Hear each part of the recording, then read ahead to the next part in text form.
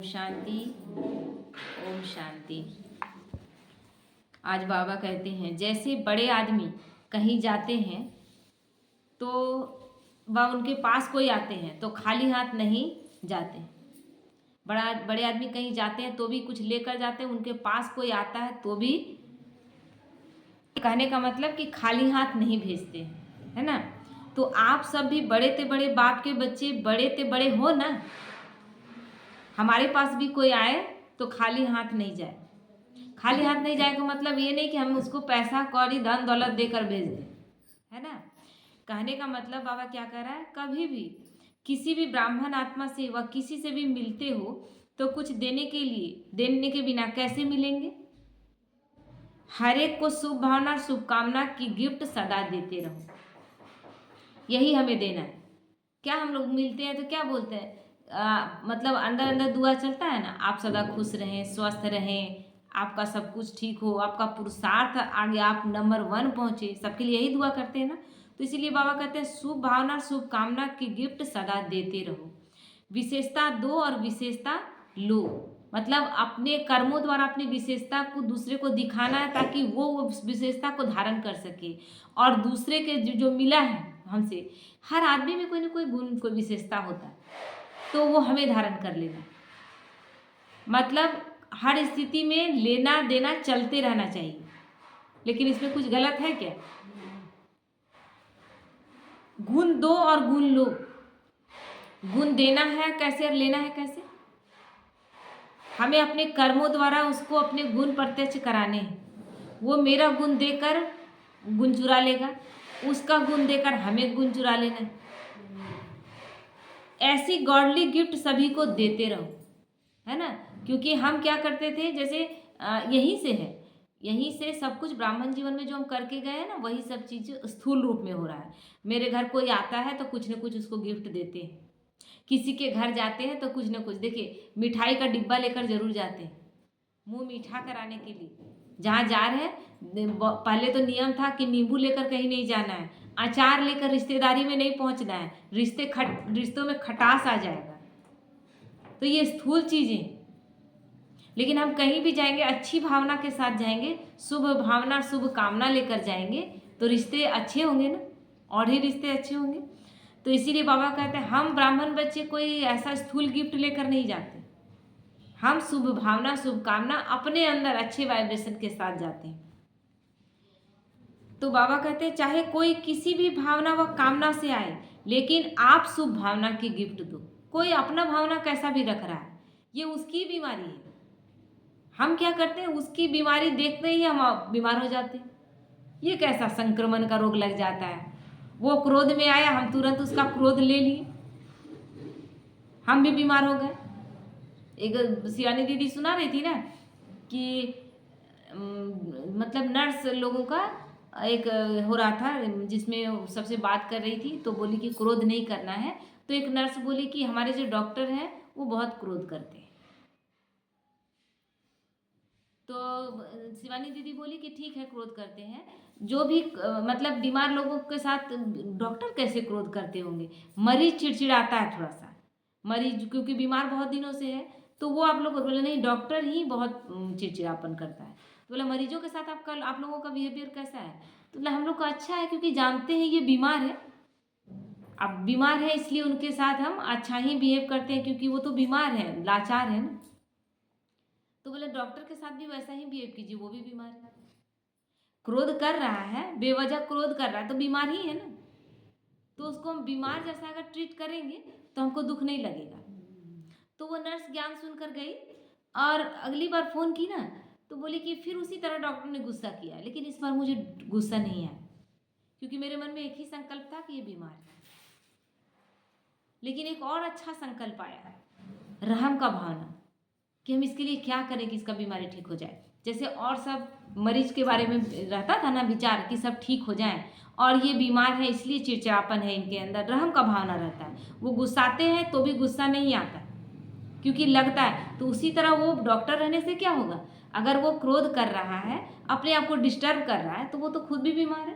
तो बोला हम तुरंत मेरे अंदर एक अच्छा संकल्प आया कि हम इसके लिए क्या करें, जिस तरह मरीजों के लिए आता है। तो इसी तरह हम क्या करते हैं, दूसरों का संक्रमण तुरंत किसी का बीमारी अपने पर ले लेते हैं, तुरंत संक्रमित हो जाते हैं। संक्रमित कौन होता है बहुत जल्दी? जिसका इम्यून सिस्टम कमजोर है। तो हम कमजोर हैं क्या? हम इसी से पता चलता है। अगर किसी और के बात से हम गुस्सा में आ जाते हैं, किसी और का बात हमको बर्दाश्त नहीं होता है, इसका मतलब हमारा कमजोरी अपना है। तो इसलिए बाबा कहते हैं शुभ भावना और श्रेष्ठ कामना की गिफ्ट का स्टॉक सदा भरपूर रहेगा तब देंगे ना, इसलिए पूरा रखना। यह संकल्प मात्र भी उत्पन्न न हो कि आखिर भी कहाँ तक शुभ भावना से देखें चलता है ना, कितना देखें, हम ही शुभ भावना केवल रखें, अगला का तो भावना बड़ा खराब है। लेकिन ये जब हम नापने लगते हैं तो फिर ये कुछ दिनों की बात है, 1-2 दिन ठीक रहेंगे और तीसरा दिन हमारा फिर से बीमारी आ जाएगा। तो आखिर भी कोई हद है कि नहीं है? हम ही केवल अच्छा करते रहें, अगला तो कोई अच्छा कर ही नहीं रहा है मेरे साथ। तो ये क्या हो गया? ये हम अपेक्षा जहाँ की है कि वो करेगा तब हम करेंगे, हम अकेले कितना दिन करें? नहीं, बदलने के लिए हम आए हैं। हम अपने आप को बदलने के लिए एडमिशन लिए हैं इस स्कूल में। हम बदलेंगे, कहा क्या क्या गया? आप बदलोगे जग बदलेगा। आपको ये नहीं बोला गया कि आप जग ही बदल लो, आप बदलो तो जग बदले। तो हमें अपने आप को बदलना है। तो बाबा कहते हैं कि यह संकल्प भी सिद्ध करता है कि इस गोल्डन गिफ्ट का स्टॉक आपके पास जमा नहीं है। इसीलिए आप कहते हैं कि आखिर हम ही कब तक दें, यानी नहीं है, रहता तब न देते आप। जिसके पास भरपूर है उसके पास रोज कोई आकर खाकर चला जाता है, कोई गरीब है जिसके पास नहीं है वो रोज आता है खाकर चला जाता है, उसको फर्क नहीं पड़ता क्योंकि उसका भरपूर है। लेकिन जिसका कम है वो अपने ठीक से नहीं खा पा रहा, वो कहेगा ना कि रोज रोज हम कितना खिलाए भाई, हो गया 1-2 दिन, अब कोई और घर पकड़ो। तो बाबा कहता है हर ब्राह्मण आत्मा प्रति सदा शुभ भावना शुभ कामना कर्म में रहे, सिर्फ संकल्प तक व चाहना तक नहीं आए, है ना, कर्म में दिखे। चाहते तो हैं, कई कहते हैं कि चाहना तो यही है कि शुभ भावना रखे, लेकिन कर्म में बदल जाता है। जब कर्म में आते हैं ना तब भावनाएं बदल जाती है, यानी संबंध संपर्क में आए, किसी कर्म में आए तो उस समय भावनाएं बदल जाती हैं, नहीं सकते हैं हम। जैसे रिलेशन में किसी तरह का ऐसा सिचुएशन आया तो हमें सहन नहीं हो पाता, ऐसे बाबा बोल दिया है तो शुभ भावना शुभकामना, पूरे विश्व को शुभ भावना शुभकामना दे रहे हैं, विश्व के ग्लोब में बैठकर सारे विश्व के लिए हम दुआ कर रहे हैं। लेकिन कोई आ गया सामने और उसका व्यवहार हमको सही नहीं लगा तो तुरंत कर्म में दिखने लगता है, तो कर्म में हम नहीं संभाल पाते। तो बाबा कहते हैं इसका विस्तार पहले भी सुनाया है। परिवार प्रति सदा शुभ भावना शुभकामना क्यों नहीं रहती, इसका कारण क्या है? जैसे बाप से दिल का स्नेह जिगर का स्नेह है और दिल के जिगर के स्नेह की निशानी है और टूटता नहीं है। बाबा के बारे में कोई बुरा बोल देगा, सुनने सकेंगे या संशय आ जाएगा? अभी आपको कोई बोल दे अरे कहाँ आप जुड़ गए, बहुत बोला गया हम लोगों को, बहुत बोला गया। अपने दूसरे जगह में क्या, अपने मायके में ही इतना इतना रिश्ता अजीब हो गया है ना कि कम ही जाए तो अच्छा है। इस मामले में बताया जाता है कि ये नहीं करो, उसके बाद कोई बोलेगा आप प्रदीप मिश्रा का सुनो, कोई बोलेगा तुम निर्मल बाबा का सुनो, कोई बोलेगा कुछ, कोई बोलेगा कुछ, अजीब सा स्थिति बना हुआ है। लेकिन अब भगवान के प्रति कोई बोलेगा और हम सुनेंगे क्या? क्योंकि अब हमने महसूस किया कि हमें भगवान मिला है, तो अब को दुनिया जाए भाड़ में कहने का मतलब इस मामले में हम दुनिया, हमारा ये लक्ष्य नहीं है कि दुनिया भाड़ में जाए, दुनिया का कल्याण करना ही हमारा भावना है। लेकिन कोई ऐसा बोले कि नहीं तुम भगवान को छोड़ दो फिर तो तुम हमारे लिए ठीक हो, तो नहीं भाई, हम भगवान को नहीं छोड़ेंगे, हम आपके लिए बुरे ही सही। तो बाबा कहते हैं ये भावना हम भगवान के प्रति रख रहे हैं, लेकिन क्या सबके प्रति यही भावना है? ये ब्राह्मण परिवार के प्रति बाबा कह रहा है सबके प्रति यही भावना हो कि कोई किसी के बारे में आके बोल दे। जैसे हम एक संगठन में हैं, कोई हमको आके बोल दे अरे संध्या माता जी तो आपके बारे में ऐसा बात बोल रही थी, हाँ बोली होगी, हाँ बोली होगी, मन में तुरंत डिस्टर्ब हो गए, तो ये अटूट है क्या? भगवान कितना प्यार करता है और अपने बच्चों को कितना संगठन में देखना चाहता है। बोलता है तुम हमसे नहीं तोड़ते हो, कोई कह भी दे तो भी मेरा मेरा तुम्हारा रिश्ता नहीं टूटेगा, कोई गलतफहमी नहीं आएगा। लेकिन ब्राह्मण परिवार में ये चीज़ नहीं है। आ जाएगा संशय, बोली होगी हमसे ईर्ष्या है ना, जरूर बोली होगी, ऐसा भावना आ जाएगा। तो बाबा कहते हैं बाप प्रति कोई कितना भी आपको मिसअंडरस्टैंड करे, गलतफहमी करावे, वह कोई भी आपको कैसी भी बातें आकर सुनाए, वह कभी साकार में स्वयं बाप भी कोई बच्चों को आगे बढ़ाने के लिए कोई इशारा या शिक्षा दे, मैंने जब साकार में ब्रह्मा बाबा के तन में आकर शिव बाबा इशारा भी देता था, तब भी जहाँ स्नेह होता है वहाँ शिक्षा व कोई भी परिवर्तन का इशारा मिसअंडरस्टैंडिंग पैदा नहीं करेगा। जैसे कि बाबा बोलता था कि तुम बचे, तुम आगे बढ़ो, तुम्हारा ये चीज़ तुम्हारा कमी है, यही तुम्हें आगे बढ़ने नहीं दे रहा है। बाबा पर किसी को संशय नहीं उठता था। लेकिन ब्राह्मण परिवार में कोई हमसे थोड़ा सा ज़्यादा जानता है और वो अगर हमें इशारा करता है, क्योंकि एक दूसरे को हम, हाँ आप मेरा कमी दिखाइए, हम आपका कमी दिखाएंगे, हम दोनों का सुधार कर लेंगे। लेकिन हम जब बोलते हैं तो लगता है कि नहीं, ईर्ष्यावश बोल रहा है। बाबा बोलता था, लगता था बढ़ाने के लिए बोल रहा है, और यही मिसअंडरस्टैंडिंग हो जाता है।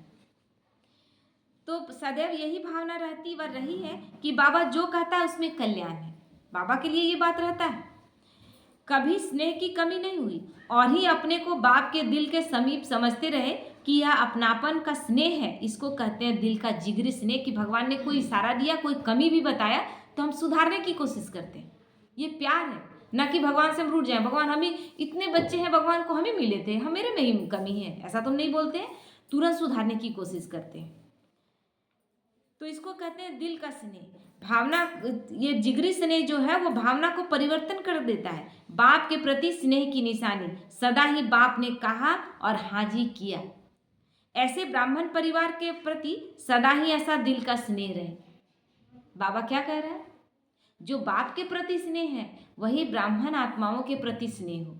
कुछ समय तक, मतलब कुछ ऐसा सिचुएशन था कि एक संगठन में गए और कुछ कार्य ऐसा हुआ, कार्य तो हो गया, लेकिन उसमें एक चीज़ महसूस किए कि जो निमित्त होता है, एक ट्रेंड चला हुआ है कि निमित्त को मान नहीं देना है ना, निमित्त को मान नहीं देना है। डायरेक्ट हम किसको, हम सब कुछ जान रहे हैं, है ना।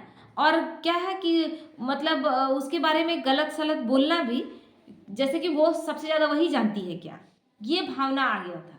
और ये भावना हमको बहुत दिनों तक परेशान किया। कोई भी निमित्त है, एक कोई पार्टिकुलर नहीं, निमित्त जितने लोग हैं, लेकिन निमित्त बनकर कल भी बाबा बोला कि अगर टीचर बनाकर किसी को बैठाया गया है तो समझदार वो होगा तब ना बैठाया गया है। तो वो बैठा हुआ है, आपको बोल रहा है तो लगता है कि नहीं, हम तो सीधा डायरेक्ट बाबा से, ये समय उस समय भी था, ब्रह्मा बाबा के समय भी ब्रह्मा बाबा को न देकर, मान देकर सीधा शिव बाबा से हम जुड़ेंगे। कैसे जुड़ेंगे आप? शिव ब्रह्मा के तन का आधार लेकर ही ज्ञान देते हैं। तो जिस तन का आधार लेते हैं उसको, उसका कोई मान नहीं देंगे आप? उस तन का इतना मान है कि वो तन चला गया है, उसके बाद भी उसके सूक्ष्म तन का आधार लेकर भगवान कार्य करा रहा है, फिर कैसे उसका मान नहीं देंगे? जिन्होंने अपना सर्वस्व त्याग दिया इस यज्ञ के लिए।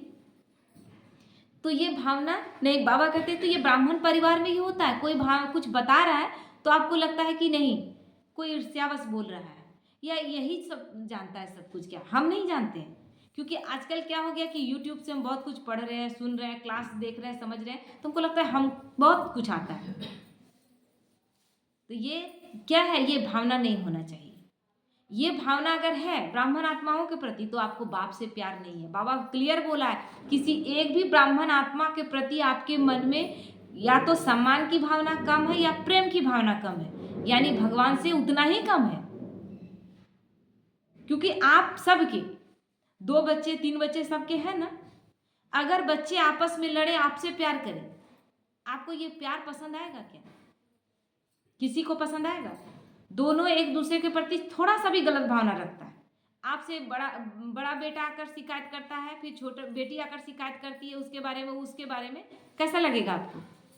आप चाहेंगे ना कि मेरे बच्चे एक साथ रहें और बहुत एकता के साथ रहें, इनका प्यार अटूट रहे। वो देखकर आप खुश रहेंगे। आपके साथ कितना समय बिताते उससे आपको ज़्यादा परेशानी नहीं, आप डिमांड भी नहीं करेंगे। लेकिन मेरे बच्चे एक साथ अच्छे से रह रहे हैं तो इसी में आप खुश रहेंगे। भगवान ये नहीं चाहेगा। भगवान क्या हमारे साथ रोल निभाने के लिए आ रहा है क्या? हमें सृष्टि के 5,000 वर्ष के लिए, एक कल्प के लिए तैयार किया जा रहा है। भगवान तो 5,000 वर्ष में कभी नहीं हमारे साथ होगा। तो वो ऐसा परिवार तैयार करके जा रहा है जहां हम सब एक दूसरे के मिलजुल कर रहेंगे तब ना। तो वो अभी तैयार कर रहा है, वो नहीं रहेगा हमारे साथ। ठीक है कि भगवान से हमें अटूट प्यार है, लेकिन वही अटूट प्यार का अपेक्षा भगवान हमारे साथ कर रहा है कि हम भाई भाई, आत्मा भाई भाई एक दूसरे के प्रति करें। तो बाबा कहते हैं ऐसे ब्राह्मण परिवार के प्रति सदा ही ऐसा दिल का स्नेह हो, भावना परिवर्तन की विधि हो कि भावना उसका परिवर्तन हो जाए। कोई गलत दृष्टि, हम उसके लिए गलत नहीं सोच रहे हैं, उसमें अगर कोई बुराई है तो खत्म हो जाए, मेरे में कोई बुराई है तो खत्म हो जाए, ये भावना रहे। न किसी को नीचे गिराने की, या न हमको ये रहे कि नहीं हमको नीचे गिराने के लिए स्पेशल किया जा रहा है, ऐसा नहीं सोचना है। तब बाप और परिवार में स्नेह का बैलेंस, याद और सेवा का बैलेंस स्वतः ही प्रैक्टिकल में दिखाएगा। जब ये भावना आ जाएगा कि हमें स्वयं का परिवर्तन करना है और अपने आत्मा भाइयों का भी जो अंदर का बुराई, क्योंकि देखिए ये समय ऐसा है जब हम सब बुरे थे तब भगवान आया। हम ये कहें कि नहीं हम तो परफेक्ट, तो भगवान आता क्यों? और हमें से कोई भी एक परफेक्ट रहता तो भगवान को आने का जरूरत नहीं पड़ता, क्योंकि वो एक परफेक्ट सबको अच्छा कर लेता। लेकिन कोई परफेक्ट नहीं रहता, सब में बुराई था, तब भगवान आए। तो यहाँ एक ब्राह्मण परिवार जो सतयुग त्रेता में हम सब साथ साथ आएंगे, और सिर्फ केवल सतयुग त्रेता में नहीं, ये 84 जन्मों का भाग्य है तो हम साथ साथ आएंगे। द्वापर में क्या हम साथ नहीं रहेंगे? तो अभी से इतना अटूट प्रेम और विश्वास हो तब ना। जैसे कि द्वापर के बाद क्या होगा कि अपने भाई भाई में बैलेंस नहीं रहे। एक भाई राजा बना हुआ है, दूसरा भाई दूसरे से मिलकर गद्दारी करेगा और गद्दी से निकाल देगा, और अपने गद्दी में बैठने के लिए उसके साथ गद्दारी कर देगा। तो ये स्थिति कहाँ से तैयार हो रहा है? यहाँ आप जैसा तैयारी करके जा रहे हैं, अगर आप किसी के साथ गद्दारी नहीं किए तो आपके साथ कभी गद्दारी नहीं होगा। इसी ब्राह्मण जीवन में ही आप अपना संपूर्ण भाग्य लिख रहे हैं। तो इसीलिए भगवान कहते हैं कि जब हम ये विधि लेकर चले, भावना परिवर्तन की विधि, तो बैलेंस सब चीज़ों में बना रहेगा। रिश्तों में, सेवा में, भगवान के प्रति, श्रीमत में, हर एक चीज़ में बैलेंस रहेगा। ठीक है। ओम शांति।